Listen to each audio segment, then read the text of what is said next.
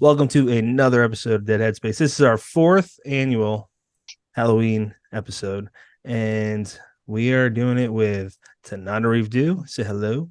Hi, everybody. And we are doing it with Stephen Barnes. Say hello. Hello there. And Brennan is with us today. So say hello, Brennan. Hello, everybody. Candace unfortunately had a little incident, and she's bummed out that she pulled her back earlier today. Ouch. She really wanted to let you know that she's bummed that she couldn't talk to you guys today, but hopefully there's a next time. So Next time. yeah. So I really wanted to have the two of you on because you guys do so much together. You guys have been together for was it like 30 years? 25 years. 25. Okay. Oh, 2020. Okay, I looked at this. 2028, I think, is your 30th. But That would you be guys- 25. Oh, yeah, I'm bad at math, Math. right? Hey, don't Terrible. ask me to do any math. I will not be correcting any numbers or even hearing them, really. So That's We will for be Paul Tremblay. guesstimating. Yeah. So it just basically that's my long way of saying like you guys do a podcast together, Life Writing, Write for Your Life. You guys genuinely seem like you just have nothing but fun together. It's not nothing but fun, but we have a huge amount of fun together. we have a huge amount of fun. As soon as Yeah, we we finish really do. this, we're going to eat dinner together, which is our nightly ritual, and we're going to finish watching Talk to Me for the second time. Nice. Ooh. So Nice. yeah, we're looking forward to that. Have you guys I wanted to wait to ask this, but I might as well ask now. Have either one of you seen No One Will Save You? Yes. Yes. We both saw it. The alien one, right? On Hulu. Yeah. Yeah, I just saw that 2 days ago and I thought it was fun. I thought it would feel super gimmicky. Well, that's because- the silent one, right? Right, Of right. only a couple lines of dialogue. Yeah. In the beginning, I felt like I was kind of missing the dialogue, but once it was underway, I did not miss dialogue at all. in the way that I liked it. I didn't get into it as fully as Tananarive did. So sometimes movies grab you and sometimes they don't. Hmm. I get the feeling that I would have gotten into it more deeply if I'd seen it in the theater. Mm. That's fair. At home, there are other things going on that can take my attention, and my attention can wander. Like the And so- laptop that Yeah, you're that's working right. on. That's right. So movies. When I'm at home, movies have to work to get my attention. In the movie theater, I'm all in. I'm there. I'll give it total attention. Thrill me. I totally get that. Yeah. Yeah, that is a challenge. It's so much of it. You got to really be special to staying up these days. It creeped me out. I was watching like 1 a.m. and the rest of my family was asleep. And woo, that silent part just really builds up. And the way that the story tells about her struggles before there's an alien involved, it's really compelling. Yeah, It's interesting. I can see that. I thought it was fun. Yeah, it's kind of interesting the way stories can work differently in different formats. Mhm. A short story, a novel, a play, a movie, television, seeing it in the theater, seeing it by yourself, seeing it with friends. Each of those accesses differently. Each of them triggers different things. So my honest sense is I probably didn't give it a fair chance. I at some point I'm going to watch it again and probably get into it. If we're sitting next to each other, I'll say things like, "Oh, honey, did you see that? Something moved in the window." Because I'm trying to help, like, create bridges between the Facebook he's checking and the movie we're watching. That's Sometimes hilarious. it works. Sometimes it works. Sometimes it doesn't. Maybe next time, honey. You can Well, watch I it. didn't realize that was a deliberate choice for you. I like that. That's very kind of you, sweetheart. You learn something new about a your thread of life. kindness That's awesome. within you that I'd never seen before. No, but he does the same thing when I'm not paying attention. Like he'll laugh. He'll laugh at Robot Chicken to make sure I'm engaged. So yeah, show's still I on? see you. I see what you're doing. Bitch Puddin' is back. It's the humping robot. You like this? Come on, watch it. I'm really interested to hear about whatever you guys are willing to talk about the beginning of the two of you because I've listened to your guys' show and I think I know you both well enough to say that writing's always been just who you are, so that's always been a part of you two. But I like Paul and John. I'm a fan of the Beatles, so I feel like separately they're great. Together they're just the best thing ever. I I saw the Beatles' first appearance on the Ed Sullivan Show. Oh, wow. My Okay, sister and that's I, amazing. my sister and I were Beatlemaniacs, so don't go I there unless actually, you want to go there. I legit didn't know that about you. I wasn't Yeah, trying to my razz you all-time with that. my I love the all-time He's going Beatles. favorite there. group. I okay, that's amazing. So I feel like with good couples, that's like John and Paul. You're Yeah. great people. You have very similar interests, and then you meet, and you're like, this is a new level. Let's not leave this place. I want to know about the beginning with you two. Do you mind if I jump in Yep. first? Take it away, T. I was kind of stalking you first before you were stalking me, because someone mentioned his name to me and said, "Oh, do you know Stephen Barnes? You should get together with him." Like, because he's black, you're black, kind of thing. Really, it's what it was. But said some things about him that weren't true.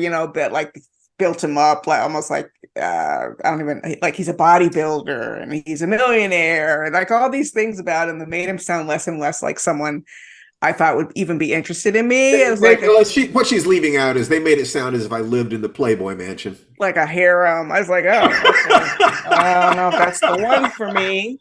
But one thing they mentioned is that he had written for The Outer Limits, the 80s version of The Outer Limits, and I'd never seen it. So I happened to be in a hotel room with my mom, and we turned on the TV, and there was this amazing episode of The Outer Limits starring Amanda Plummer about a scientist who invents a time machine so she can kill serial killers before they strike. And I was like, oh, this Outer Limits show is pretty awesome. If she wrote for this, he must be a pretty good writer. So I told my friend, I would like to meet this guy. And he said, that's his episode. So the serendipity was incredible. And I think within 2 weeks of hearing his name, I got an invitation to go to Clark Atlanta University for really a historic gathering. It was probably the first Black speculative fiction gathering of its kind. Octavia Butler was there. Samuel R. Delany was there. Stephen Barnes, Jewel Gomez. I was just lucky to be invited. And it was like sparks flying at first. The first time I heard him speak, it's just that personality you hear in the podcast, that kindness, that empathy for others, wanting to just create a better world one person at a time. All that was on stage. And I was like, wow. Okay, let's take this from my point of view. Yeah. My first marriage had just gone the way of the dodo. I mean, it just, and I was a little bit at loose ends. I didn't know what I was going to do, but I was going through some emotional stuff and I worked through it. And one of the points of it was to regain my confidence in terms of dealing with the opposite sex. I'd lost my confidence and been shattered. So to cut this short, let's say I definitely regained my confidence. It was more than regaining my confidence.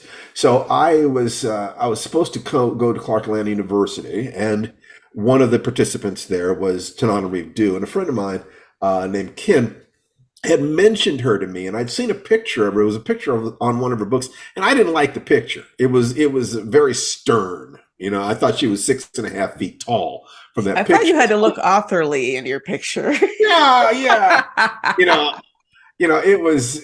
She looked like she looked like a dominatrix as far as I was. So I kind of said, oh, all right. So I went to the conference. And my luck with ladies was continuing when I went there, and I got some reactions from some of the people there that were almost disturbing. It was just too easy, And I remember checking into my room, and I literally dropped to my knees, and I started praying, and I said, I'm not that much of a praying person, but I said, God, I get the game. I get that whatever it is that I have done with myself, I could be the dog of all time. I could really run up the scores, but I don't want that. What I want is a partner. I want someone I can really be myself with. I can drop my mask with. I want love. And if I have to wait the rest of my life to find it, I will. And the next morning, literally, I'm going down to get breakfast, and the door next to me opens up, and here stumbles out this kind of cute, looks like she's about 25, wearing jeans and a t-shirt. And she said, are you Stephen Barnes? I said, yeah. And she said, well, are you going down for breakfast? I said, okay. I said, can I have breakfast with you? And I said, okay, sure. She was just like, so I think, she was pumping a lot of that fangirl energy. So we talked. And when we did a signing at one point, and I had a chance to take a look at, she'd written a book. I had no idea as to the quality of her craft. None. When you have a community that's that small, you celebrate whatever you get. She might have been writing astrological poetry. Maybe she was writing, diasporic limericks. I don't know.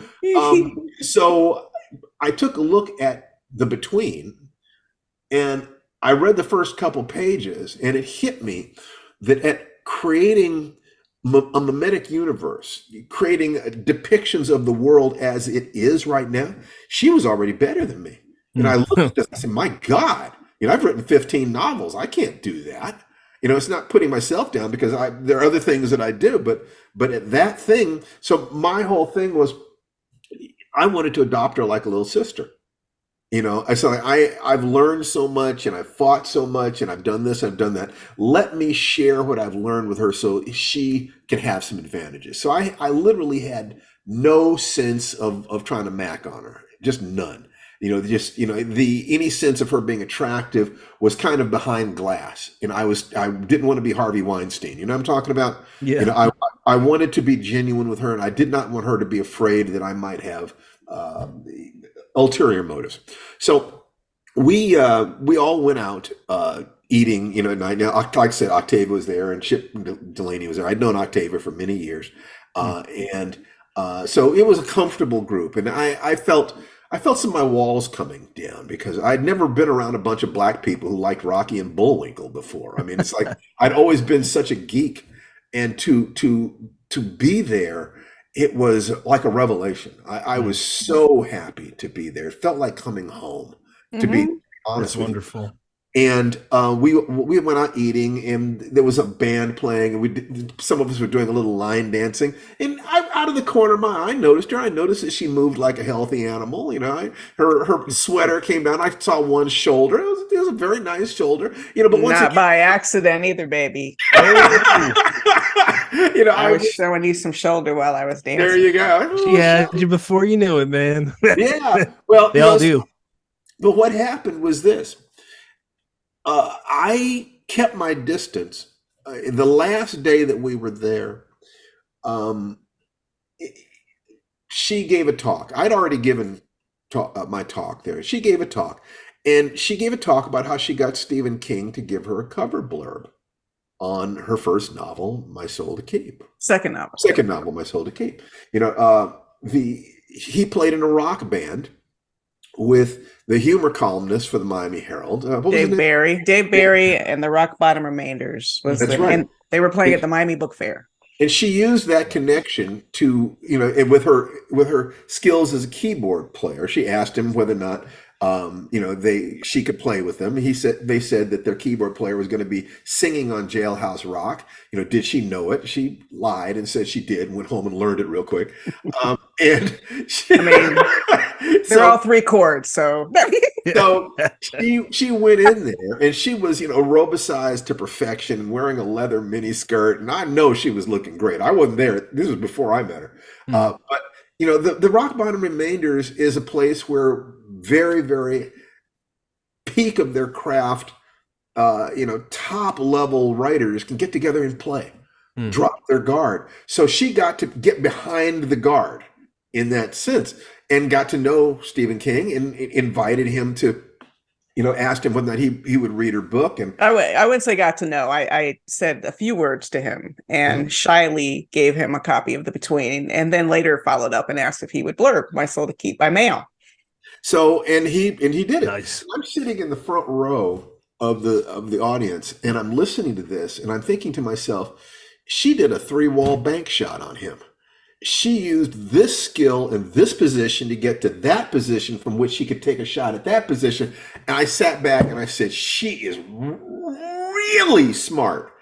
And as if noticing that gave me permission, my next thought was, And she's really cute too. And I felt, and every time I tell this story, I feel the same thing. I felt this chill go up my spine. I'd never felt anything like that in my life. And I sat back, I was going, so, oh, Steve, you're in trouble. I Hey. never felt anything like that. And I knew she was going to go back to Miami. I was going to go back to Washington State the next day. So we couldn't have been any further apart. So I said, I've got to get her attention. I've got to get her attention now. So I looked around the room, and sitting 2 seats away from me was a woman with a baby on her lap. And I looked at her and I said, "Excuse me, ma'am, may I borrow your baby?" And she looked at me. She said, "What?" I said, I don't want to take baby out of the room. I'm just a dad. I miss having a baby that size. I just like to play with the baby a little bit. Would that be okay? Now, she knew me because, I was one of the guests at the thing. She'd seen me give a talk, and I suppose she assumed I wasn't John Wayne Gacy. And she lent me the baby. And Tananarive was down off the stage signing autographs for a crush of fans. And I got down on the floor in front of her and started playing with the baby. Now, I knew that there was no way a black professional woman in her 30s could look at an eligible professional black man who loved children without her hindbrain going ding, ding, ding, ding, ding. There was no way she was not going to be able to resist checking that out. We'll just say that the next day when we were flying out of the airport, we were sitting like a couple of kids holding hands, our heads sitting together, talking about how we could build an empire together. And basically, we got engaged within 72 hours of meeting. We got married a year later, and we've been married for 25 years. Holy shit. I didn't even believe in love at first sight, but it was an incredible experience. It really was. That's and I give thanks every day, that I had the common sense, I had the wisdom to recognize what was right in front of me. His room was right next door to me. Yeah, it really was one of those things of, if you build it, they will come. That this was something where we had a chance, and we were trains going in the opposite direction. And we had a small window of opportunity to see each other and to work this out. And I put everything else in my life on hold. I had a date with the woman that I had been most attracted to of any woman I'd ever met, set up for the way home. And on the way home, my return flight was into her city, and there was a drive home from there.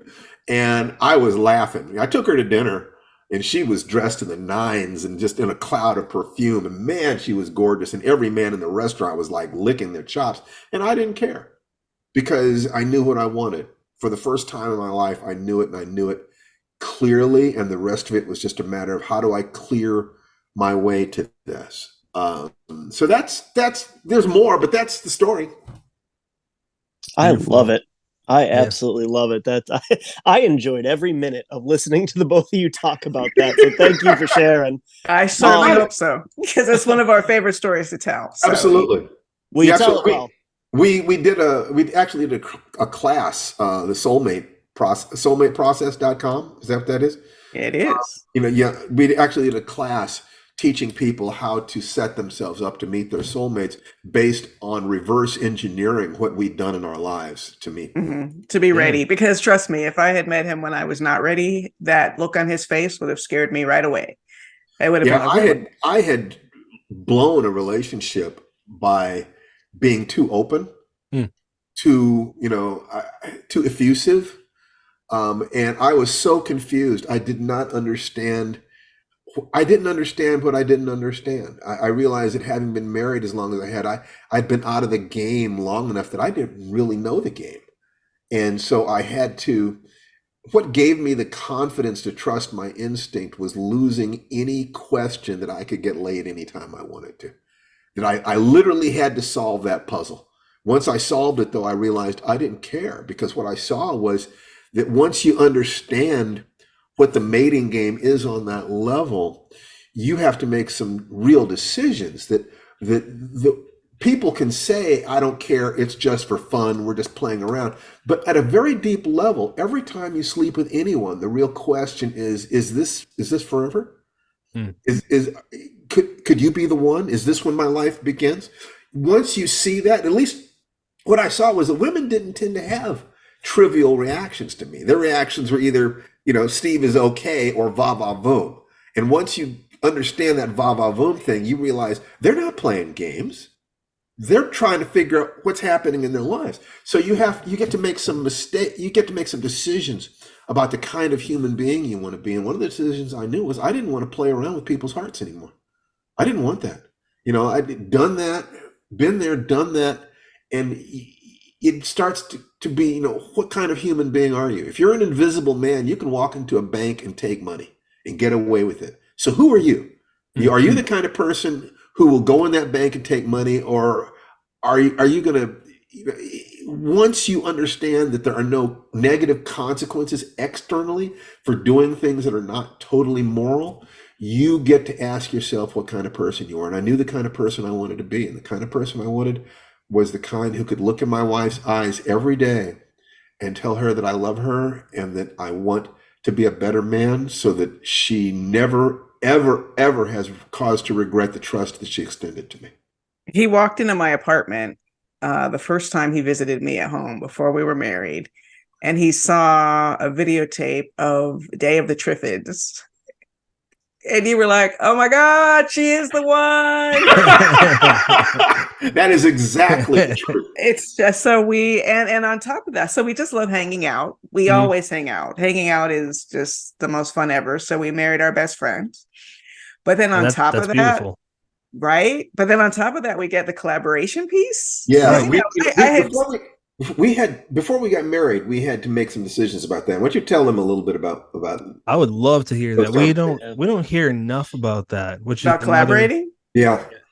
Well, I'll start at the end by saying where we are now. Like, we had some conversations today, some conversations yesterday that I think years ago could have been prickly, but instead we are both extremely open to each other. I think the fact that we've been doing it for 25 plus years, because we were collaborating before we got married, helps. Having been in our first writer's room together just before the strike in January and February really helped too, because that's a level of professional collaboration that gave us good habits. But in the beginning, it was rockier. We had our first fight trying to collaborate, and I called him a name. And then we went to one session of counseling before we got married, and I was informed that you're not supposed to use that name in a relationship. And I was like, oh, I don't know. Okay, well, now I won't use that name ever again. And I haven't. I'm not even really a name caller, but it's just that there's something about the storytelling process, something that had been extraordinarily personal to me. I've never collaborated with another partner. I've written, maybe 15 of my 30 novels with other people. So he was I was very familiar with collaborating. That's how I got into the field, was collaborating with Larry Niven and his partner, Jerry Pornell. So I had to learn, their rules of collaborating, and I passed those on to her. But the rule that I learned was that there has to be one person with the kill switch. One person takes lead on every project. And you can take a look at our books together.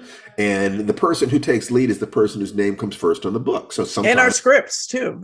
Yeah, that's right. So sometimes her name comes first, sometimes mine comes first. But the person with the kill switch actually has more responsibility to listen, more responsibility, because they know that it's going to be the other person's turn next. So you want to be very, very considerate. But the other thing, and the most important one, is that the relationship always comes first. Mm-hmm. The relationship is never on the line. There will never be a time when one of us implies that love or intimacy is connected to whether or not you agree with me. That the day that one of us does that is the day that we can't work together anymore. And that's easier said than done. I mean, it sounds pretty obvious, but it's also easier said than done, because especially in past years, there were times we're going to bed still irritated from a story conversation. And you're not feeling sexy when you're irritated. That's right. Have there been times when that seduction spiral that kind of can start, a couple of days ahead of time, and you're starting to flirt and you're starting to be more aware of each other, and you're gets interrupted because one bad meeting. That's right. Yes, it can. Yes, it can. But one of the things that we do, and we have a daily meeting, Mhm. during which we look at the day, we actually look at the day, and we look at the next 2 weeks, and we go over what we're doing. But more importantly than that, from a teacher who's a Taoist priest and martial artist and a PhD in psychology, who was a performance coach therapist that I was going to via Zoom and other things, taught me something called the blessing dance, which is done in Sufi communities. And it is just, it's basically it is recommitting to the marriage every day in a very specific way. And we do that 5 days a week. And it's critical because one of the things is some things that are being said while we're looking into each other's eyes. And I can tell how focused I am, how present I am, by whether or not I'm just falling into her eyes, or I can feel when my mind is distracted. I'm thinking about other stuff, and to a huge degree, what we have to offer each other is our presence. Mhm. It's that sense of being totally there. And I know that if we have that as a go-to, something that we do every day, and I can use that as kind of a barometer of how present I am, then the hope is that whatever types of problems might develop into major problems down the line, we can see that it's a seed of it now, and we can root it out now. Because this is it. I'm not looking, neither of us is looking for the back door. Neither of us are looking for what's next. This is the love of my life. And, if she got hit by a meteor, I'm sure I'd probably figure something out. But if I mess this marriage up, it's over for me. Because I the get you. universe Yeah. brought me something that was perfect for me. Mhm. I must take care of this. That is incredible. Yeah, kind of felt that's how you guys felt about each other, which is amazing. I feel like there might be, whether they're married, thinking about it, never been even with someone, they hear you're working at 5 days a week and they're like, that's a lot of work. But it's a marriage. That and That's raising right. kids is the hardest thing you can do, and it's worth That's it. right. Because I And it's a see, partnership. yeah. And you're even Go ahead. No, I was just going to say either you're doing the work or you're living with the deficiency of the work, which is not fun. Yeah. It has to be recreated. It's like fitness. Mhm. You can't get fit enough that you can stop working out. No. It's like John Steinbeck, something I quote frequently in his book, Once There Was a War. He's a war correspondent. He talks about the expression on the Navy cook's face, feeding thousands of men, said a look on his face when he realized that, quote unquote, there is no way to feed a man once and for all. There's no way to get to the end of the work that needs to be done in a marriage or in fatherhood, or as a writer, as an artist, for me, or as a martial artist, that there is a constant sharpening of tools. There is, for me, the constant scraping away of the bugs on the windshield of life, so I can see this amazing territory that I'm passing through, and this amazing partner with me. I mean, look at her, and you read what she reads, and what I can tell you is that the way she seems to be right now, this is who she is. She's not putting it on for you, and we're not putting it on for you. We found something.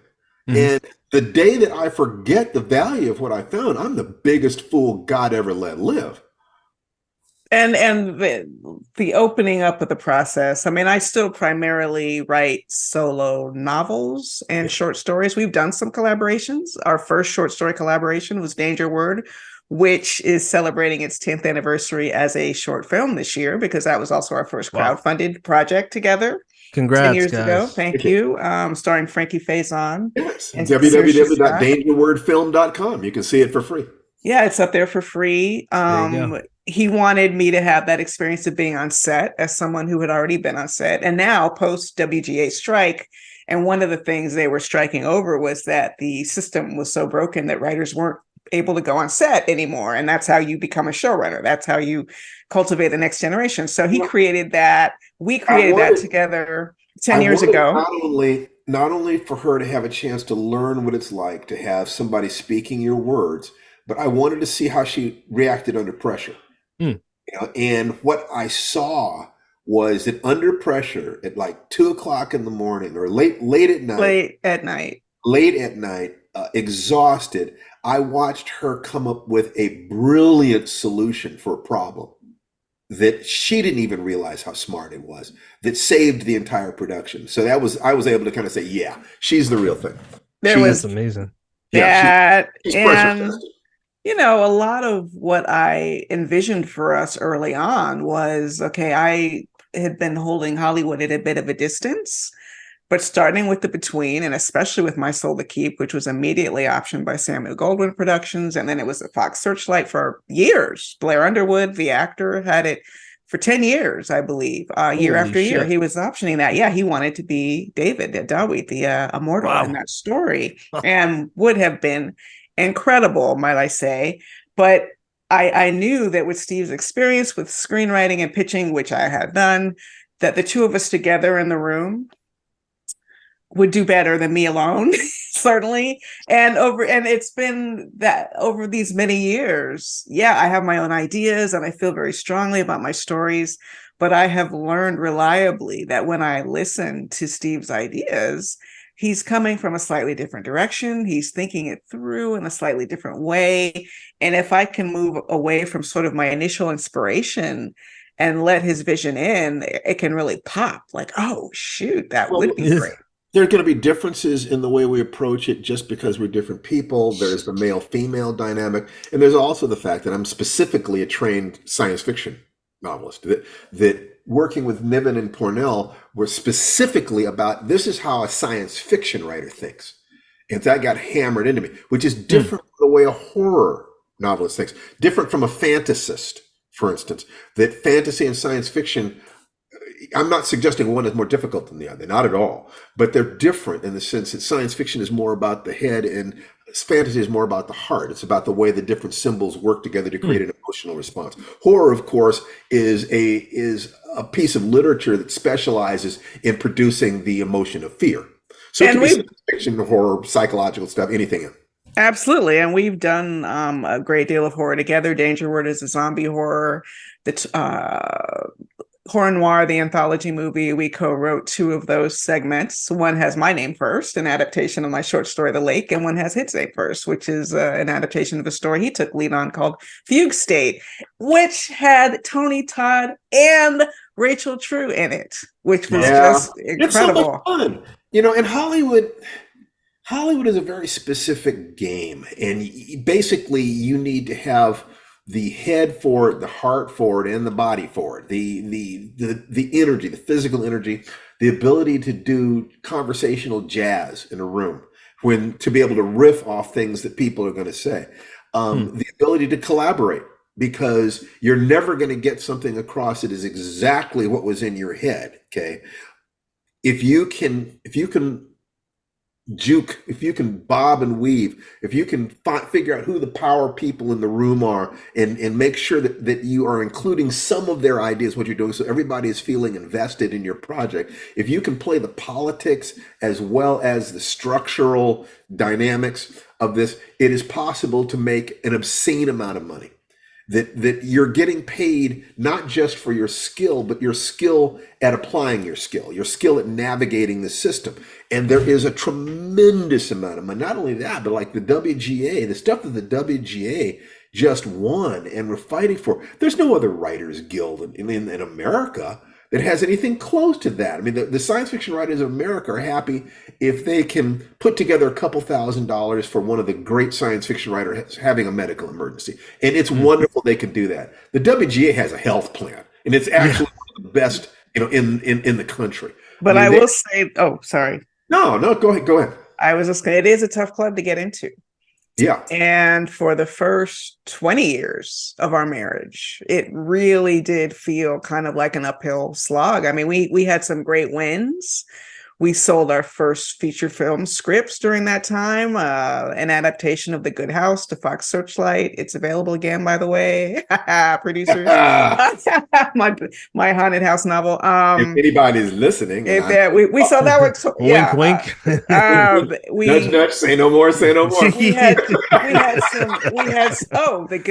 had some big wins and some opportunities, but nothing even close to regular payments as screenwriters until post Get Out, Black Panther. It really changed the industry in some huge ways. Yeah, really? In huge ways. I mean, just to be honest with you, when I wrote my third novel, which was my first solo novel, it's called Street Lethal. It was done when I was done about 40 years ago. Okay. And the lead character was described as being as dark as a Zulu, and they put a white guy on the cover. And this was, make no mistake, and Octavia Butler and I were the only Black science fiction writers in the world, as far as we could determine, for 20 years. So we were dealing with a lot of things that had nothing to do with our talent per se, or our capacity per se. We were dealing with the fact that society was dealing with mythologies about race that were not to our advantage. Let's just put it that way. And well put, darling. Well put. That's fucking crazy. Look, man. Well, I grew up in the 90s, so that's a different world. But do you realize that I often say this, the first movie, the first theatrical motion picture that ever depicted slavery directly, with the slaves as the central characters, was probably Django Unchained. That it had been 150 years since slavery, but movies like Amistad and so forth and so on, there were no slaves on screen. The Beloved, no slave. There were ex-slaves or people on their way to being slaves. But the institution itself was the third rail in American culture. It wasn't until a crazy man named Quentin Tarantino and Reggie Hudlin, the executive producer, one of the executive producers, made the comment once that there were maybe 4 directors in the world who had the juice to get Django made, and 3 of them wouldn't do it. So it required a lot of time, and I had to sit back and ask myself. It hurt hugely, but there is a very calculating part of me that if I have one emotional advantage that I think is the greatest one, is I will not quit. I just won't. And it's damaged me at times, no question about it. But I looked at this, and it was definitely I am not going to let these bastards win. And it's not even a matter of bastardy, because there was nobody to blame. Everybody blamed someone else. So I just took the position that the problem is that human beings like to see themselves, and that I happened to be on the losing end of that equation. In that way, I didn't have to blame anybody or have bad feelings that were not called for there. So I had to ask myself, how long did I think it was going to take for the culture to change enough for me to be able to write stories that meant something to me? Get Out and Black Panther, the Unit with Dennis Haysbert, Creed in 2015. The 21st century is actually kicking in terms of representation on screen, in terms of the Obama presidency was a sign that things were shifting and had shifted. It still isn't wonderful, but I can tell you that Tananarive, in that sense, is a secret weapon, because not only is she so good, but she also is able to take advantage of the Black Girl Magic Network. There are lots of Black female executives in Hollywood. And that had helped lift me when I was an author. A lot of my readers were Black women. Before the horror community discovered me, the Black women's book clubs discovered me. And it's really only been, again, not soon before Get Out, that more mainstream horror readers started to discover my work. I like to credit people like John Joseph Adams at Nightmare Magazine reprinting my stories that way. But even a younger Jordan Peele was looking at the success of a movie like Straight Outta Compton, which made $100 million or more, and thought, so it can happen. A Black story can make that kind of money. And he was working on this script, Get Out. And when he first started working on it, it was just about being the odd person out with a group of friends and that uncomfortable feeling you get when it's awkward and you don't really know everybody. A draft or so later, he realized, oh, this is about race. And the rest is off to the races, because that one watershed, I mean, yes, Black Panther came right behind it. Yes, there's been a lot of amazing horror coming out in the past few years from a big variety of writers, from Stephen Graham Jones, Silvia Moreno Garcia, the list, Victor Laval, of course. The Changeling is now on TV. Mm-hmm. So there are a lot of factors. It's not all Jordan Peele, but I'm telling you, just to have that vocabulary, first of all, to understand, Black horror is a thing, because before that, nobody, believe me, was tracking that Black horror was a thing. There's some advantages now. I think that for people, for the very first time in my entire life, it might be true that there's actually some advantages to being Black. If you're in a very specific situation, have certain credentials, have maneuvered yourself into certain spaces, there is a hunger. Because what the way I look at it is that for 300 years, a particular lie was sold America about what we were. And as that lie breaks down, I think that there is a curiosity. Well, if you're not the subhumans that our country was based on, on that belief that you were these poor creatures that Christianity was going to uplift by enslaving you and doing you the favor of impregnating your women. If you're not that, then who are you? And I think that the question of that is accompanied by a lot of fear, anger, pain, guilt. Horror then and comedy are set up perfectly to take advantage of that curiosity, that cultural energy. Because what we're trying to figure out is, how do we discharge that energy so we can get on with the business of having a country? And I think that a lot of our political upheavals right now are about, I can see how it relates to that racial adjustment. There are others too that have to do with gender and gender issues and financial things and, the social safety net. Yeah, that's all true. But I can look at this particular piece, and it's a little bit like an earthquake, where a seismic pressure builds up between tectonic plates and it is released through an eruption. That laughter and screams are both releases of tension. So the implicit tension, the unspoken tension that exists between white and Black people, if we can release some of that with laughter and screams, we're doing a social good.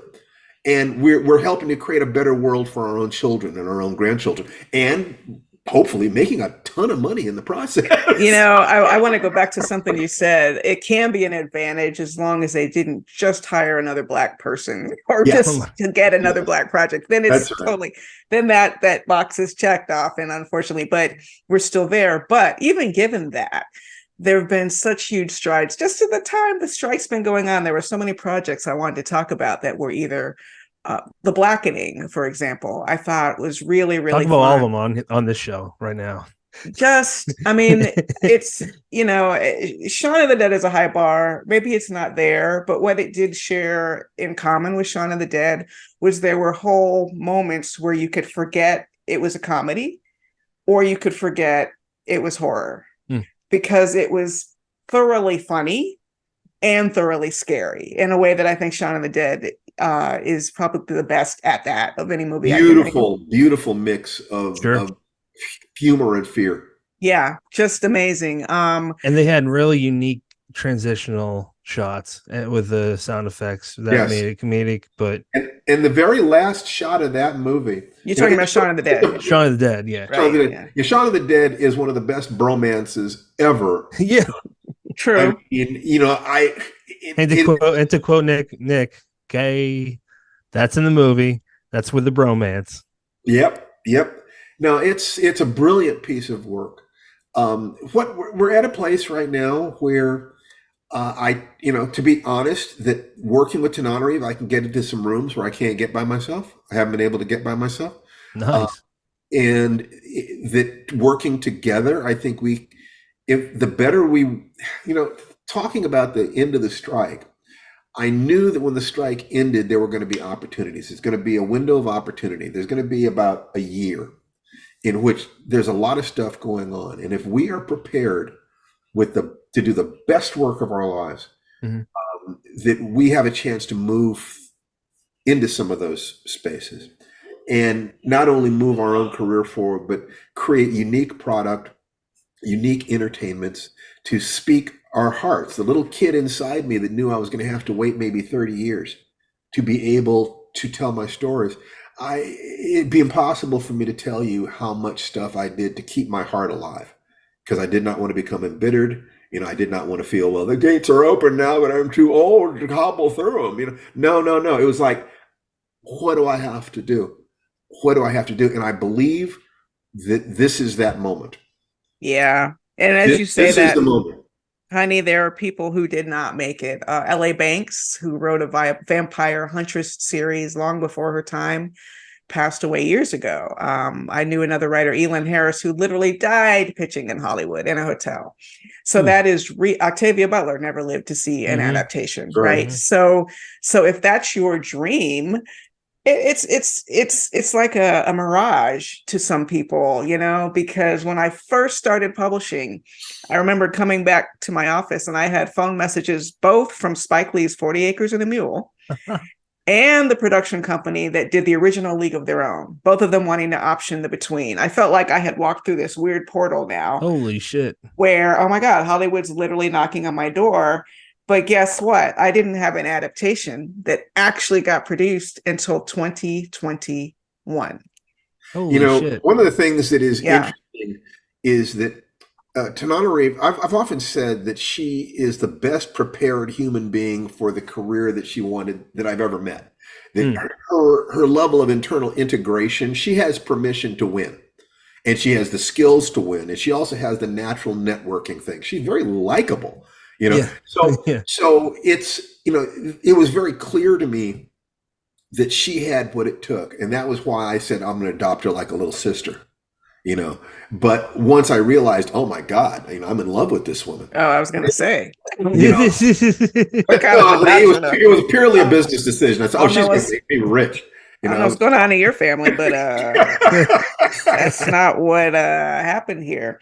But I don't get yourself in trouble, mister. I am very, very excited. Here's an example of having my cake and eating it too. I have a novel coming out actually on Halloween called The Reformatory. Yes, we were going to get to that. I promise. Yeah, The Reformatory took me 7 years to write. It's based in real family history.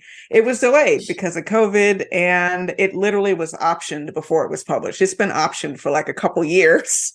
And so even though I wrote it as a novel by myself, Steve and I spent a good year and a half coming up with a television pitch for a series version, coming up with a pilot story, coming up with ideas that aren't in the novel and that I could have added, but didn't feel like, no, the novel is good like it is, but the series is a little bit different. So yeah, it makes way more sense to do this or do that.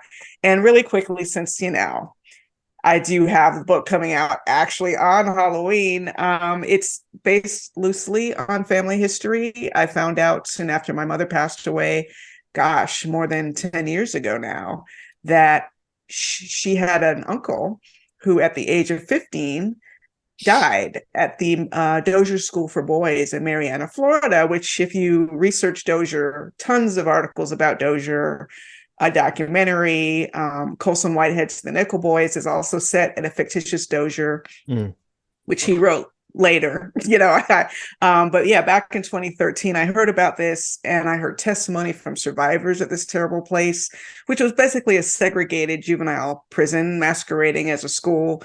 But they also would put them to work and hire them out to farmers and all kinds of stuff. So it was like a private work farm / school / prison for children from very, very young up to the age of 21. And from what I hear, don't be a football star. They'll never let you go, because it competed against other schools. It was really one of the bedrocks of this town was this place. It provided so many jobs and so many services. And somewhere in that system is this child who, like many other children, never went home. There's literally a cemetery on the grounds. And as soon as I heard the story, I knew I wanted to write about it, but not as a memoir, because I felt it wasn't my story to tell. He had died in 1937, so the people who knew him were long gone also. So it's not that I wanted to literally recreate the life of Robert Stevens. It's more the spirit of his life. I named the character Robert Stevens. I made him 12 instead of 15 to make him even more sympathetic and innocent. And I said it in 1950 because I know that era better from my mother's stories before she passed away. We did a memoir together, and that era was in my head more vividly than the 1930s. So yeah, that's the Reformatory. That's my spiel. Brendan, you want to go for? Go ahead. Yeah, I want to actually, oddly enough, I want to throw a question to Stephen. Stephen, I've heard you talk about Tananarive's work and how she just has this ability to access emotions and associate with pain and joy, and that just shines through so clearly in this novel. And I'd love to hear kind of your take on that, having read this book. What exactly? I'm not sure exactly what you're asking me. So where Tananarive is basically able to. Oh, okay. Remember I talked about the internal integration. It goes beyond her psychology into her politics and her sociology. That because I think her parents raised her to be very, very aware politically and active and to be, down for the struggle. I think that she very naturally takes elements of things that are going on in the social world, in the political world, and weaves them effortlessly into what she's doing. It's not an affect. It's not a technique. This is really who she is. She really does care about these things this much. She spends a good chunk of her phone time specifically helping other people and coordinating that help with other people and finding ways to give back to the community. As a result, her stories are going to have they're going to reverberate in a different way. She's not talking at people. She's having a discussion with them about what is the world and what is this world that we are creating. It's the best kind of politics. It's politics that runs specifically from the heart. That it's politics in retrospect, as opposed to let me stick this idea in here like cloves in a ham.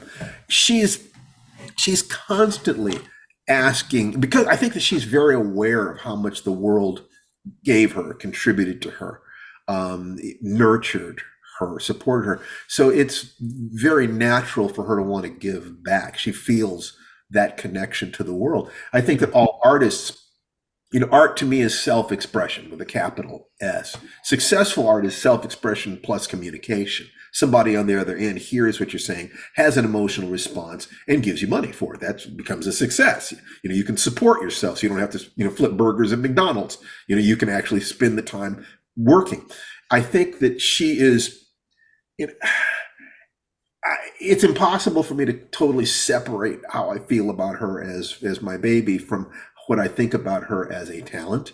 But I think that she is in some very interesting ways a generational talent, and that intellect and emotion and wisdom and a sense of who she is in the world just all aligns. There's nothing that's fighting itself. That's she fights herself on other ways. It's not the place or time for it, but the same psychological struggles, emotional struggles, relationship struggles that everybody has are going to be present in every person. But in terms of her writing, when she sits down to write a story, it's turtles all the way down, man. I mean, she's finding something to root her stories in that is connected socially. She finds something to connect with it that touches her emotionally. She finds ways to express it that is connected with her literary background. She's got a master's in Nigerian literature. So it's like, it's all there. You know what I'm saying?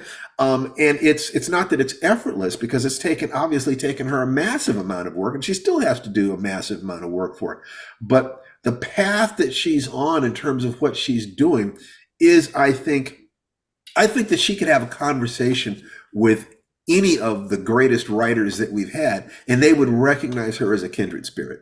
That's what I think about Tananarive. Aw, that's so sweet. And yet, when I do meet these writers, I remain tongue-tied. Yeah, because you genuinely feel awe of them. When You we know, met Stephen King, it was so funny because the first time I don't think I was even engaged to Steve the first time. I have to look back at that. But the second time I played with the Rock Bottom Remainders, he was there. My stepdaughter was there.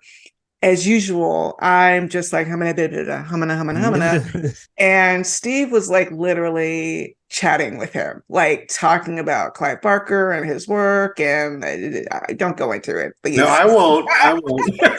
I mean, he said positive things, but yeah, he's like getting granular with Stephen King with complete comfort and ease. And I'm like, he did the same thing with Steven Spielberg. Soon after we moved to LA. We were at the Fox commissary, and we were at a table with Forrest Whitaker because he was attached as a producer on director of the Good House at the time. That's awesome. And when Steven Spielberg walked in, he said, "Oh, do you want to be introduced to Steven Spielberg?" So we said yes. Once again, I'm like, humana, nothing to say. Steve is talking to him about secret stuff. Like Spielberg is telling him secret stuff. Spielberg secretly directed the animatics for 3 sequences in the last Star Wars movie. You know, the episode 3, and we were just talking about it. How does he get people to just like? I don't get tongue tied with people. Last person I got tongue tied with was Stan Lee. You know, I was on a panel with him, and I have to admit, you know, I wasn't tongue tied, but we got along. We were trading jokes. We were having fun on the panel, and he invited me to come to Marvel and have lunch with him. I couldn't do it. Yeah. I could not do it. Wow, I get that. I totally get that. I could not get it together, and I don't feel bad about it because at least I had that hour with him on the panel. You know, Yeah. you know, it was. I got to talk to Stan. You know, and life has been so kind to me in that sense. But no, people don't intimidate me that way. I can be incredibly impressed by people. I've met some insanely impressive human beings, but I generally look at them as just being further along the same path that I'm on. You know, I may never catch up with them. I may never catch up with them. It's costing me, you know. I mean, I was so shy around Octavia Butler that it literally made it into her papers. Tananarive won't talk to me. I mean, that's when you know you've taken it too far. So, and it's so painful because, oh my God, of course, I would have loved to be a girlfriend where I'm like, oh, hey, are you watching? I don't know what was on in those days. Are you watching this or watching that? Which, of course, she would not have been. She would have been writing. I was like that with Peter Straub. He's super nice. He was. Brian and I got to talk to him, but like in my head, I go, "You're a different kind of writer." Look, man. He was so sweet. I've had the chance to meet some great masters in different fields, and the truth is that there's one thing that is true about these people. They're always learning, they're always doing, and they're always teaching. And if you talk to one of them, they don't see you in comparison to them. What they see is the path that they're on. Their question is not going to be, what did you do, as much as what are you working on?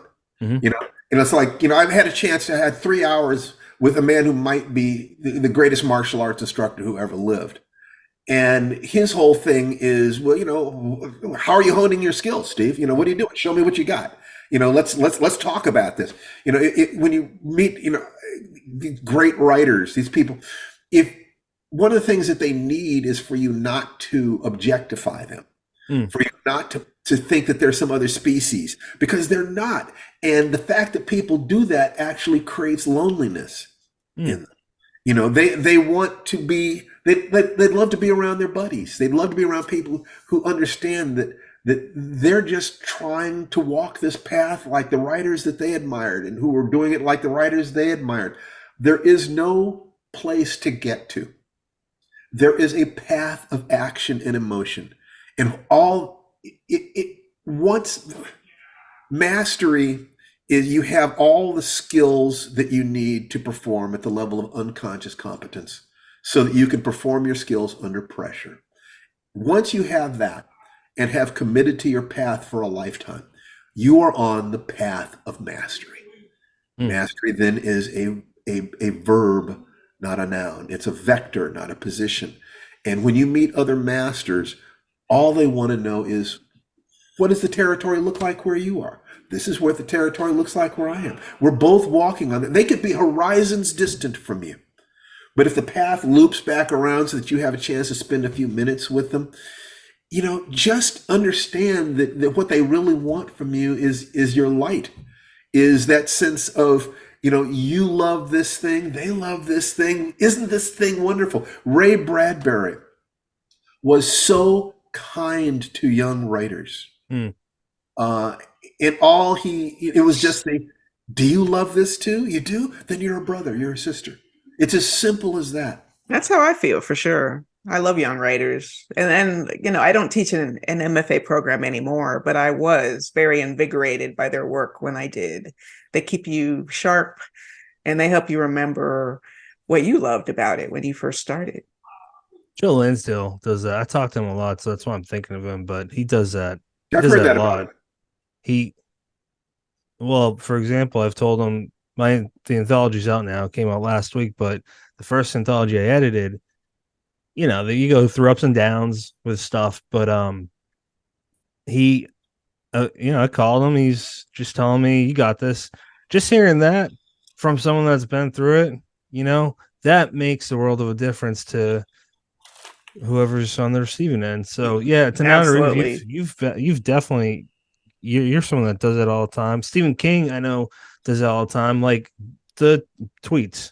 If you get tweeted by, he mentions you in a tweet, I mean, it's not a blurb, but like it's kind of the next best thing as a writer or reader. I was pretty shocked when he responded to my birthday tweet. That was awesome. I saw that. It was awesome for you. The funny part is, and he doesn't quote tweet a lot of people in my experience. He's doing it more and more lately, I'm noticing. But so I expected it to just go up into the void. But as the day went on, I noticed that he was responding to other people's birthday greetings. And I was starting to feel a little, like, oh, well, I didn't get it. And then I went to his page and he had already, like an hour before, had said, and what a career it's been. I was like, whoa, Stephen King tweeted me. I didn't even know it. So that's so cool. Stephen King is definitely a writer. He's an author, but vastly more important that he is a writer. He lives in that space. He loves that space. He loves this thing, and that ability to love something over time, as far as I'm concerned, that is the single most important characteristic in people who become excellent. They loved something long enough to become good at it. Absolutely. Yeah, that's a great point. Thumbs up on that, Tananarive. So I really want to hit on some more of the Reformatory, and then we'll say good night. I just was lost in this story. Obviously, there's some gut-wrenching stuff. The whole thing's terrible, especially though it's based on reality. But I gotta say, there's probably a fine line where, because you're writing historical fiction, so I'm sure you had to put in a good amount of research for this. And you said it took 7 years, but like, it's a big book. It's like 560 words, I think it was. And pages, it's huge. It doesn't feel like it. Like, I'm not kissing butt. Like, you do this with all the writing I've noticed, but you keep your stuff lean. That's not easy to do on a 300-page book. How the hell did you do that for? How'd you do that for I'll tell you one thing. It did not feel lean while I was working on it. I'll tell you that. That makes sense.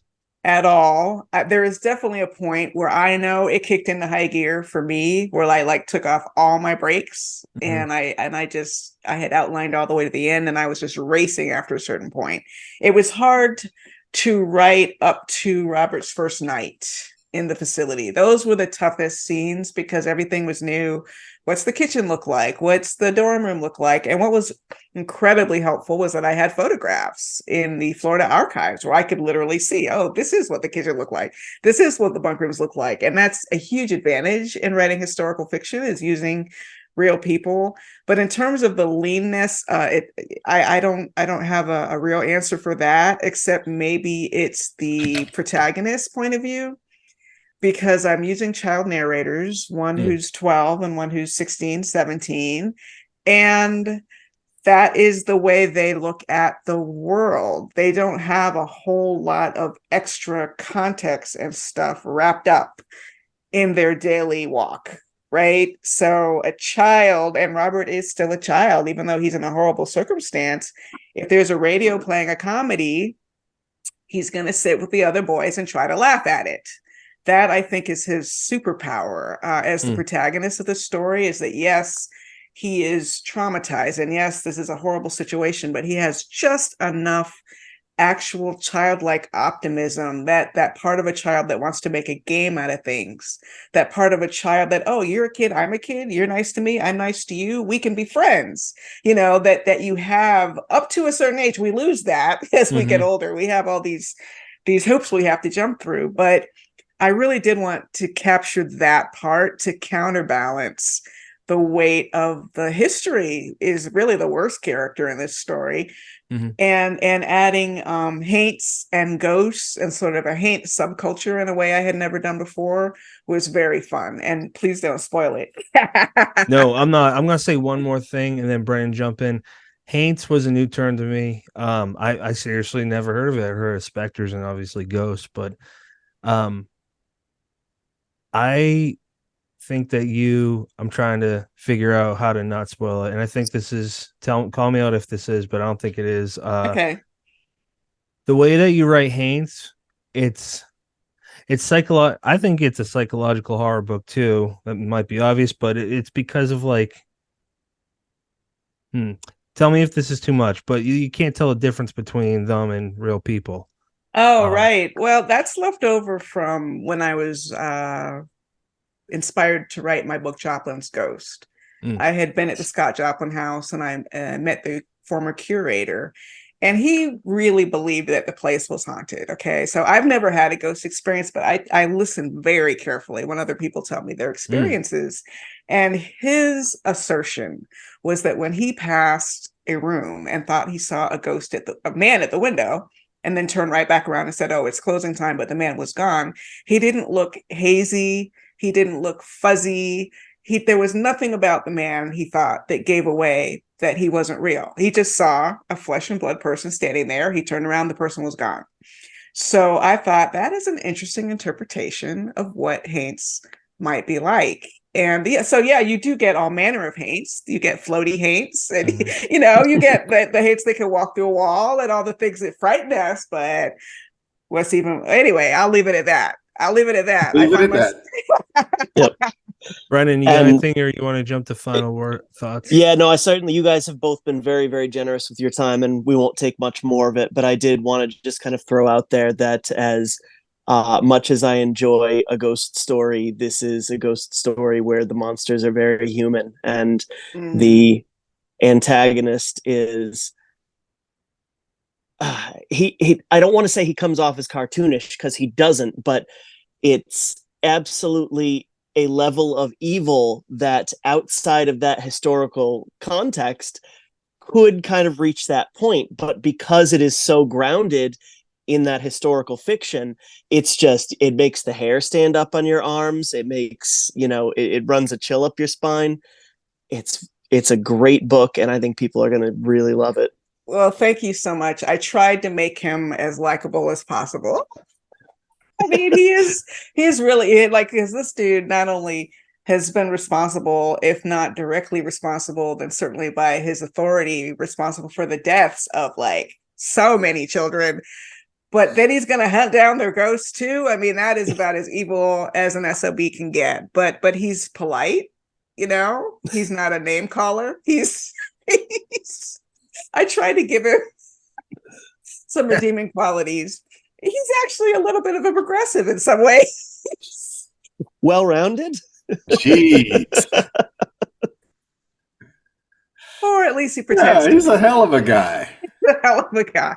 Yeah. But Too anyway, bad Jimmy Stewart isn't still alive. To play that. Oh, that would have been. It would have been great in that role. But yeah, I mean, I even wanted to make the point in the novel that you can't blame what happened at that facility just on one person. And even in that story, Gloria hates the idea that people will think it was all just the fault of one person, because it's not. There's so much complicity to go around. But having said that, when you're writing a horror novel, you need a monster, and certainly he seemed like a good candidate to me. Tananarive, final thoughts on anything. I'm just waiting for the book to come out. I'm so excited that anyone has read it, including you. So yay that people are reading it. I can't wait to see what the response is, and I'm just really looking forward to jumping back into my my screenwriting collaborations with Steve. Awesome. Steve, do you have any final thoughts? Buy Tananarive's book. That's a good one. Yeah. For me, I feel really blessed at this moment in my life that, everything seems to be going in the right direction. Who knows how I'll feel tomorrow? Who knows what will happen?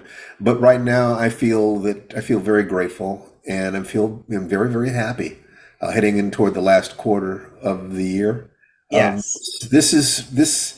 We've come through the pandemic stronger. And I hope, I hope that anything that we do helps heal not just individual people's hearts and entertains them, but heals our country too. And I love this country, and it's been through a lot. So, I don't want to get maudlin about it, but yeah, I feel a lot of responsibility because I feel that I've been really blessed. Horror can heal. Horror can heal. Can heal. That's right. There we go. Brandon, I'm going to end with you. So my final thoughts are, I appreciate the two of you coming on, and just to kind of give us a little glimpse at how you guys work, because it's pretty awesome. And to also check out their podcast. It's Life Writing Podcast. Some of their guests have been Roy Wood Jr., Patton Oswald, N.K. Jemison. The list is Jordan Peele too. Well, we did recordings of Jordan Peele from okay. I thought he was on Skyped into our class, but it's sort of like he was a guest. Yeah, you guys totally count it. Yeah, and then the Stephen Graham Jones episode was really good too. Some interesting talk about fatherhood that Stephen brings up. Yeah, there's a lot of good stuff. Yeah, and the Reformatory is a great book. Definitely have to check that out. Sorry, Tananarive, go ahead. No, just trying to roll like you guys. Yeah, Brennan. Thanks for having us on.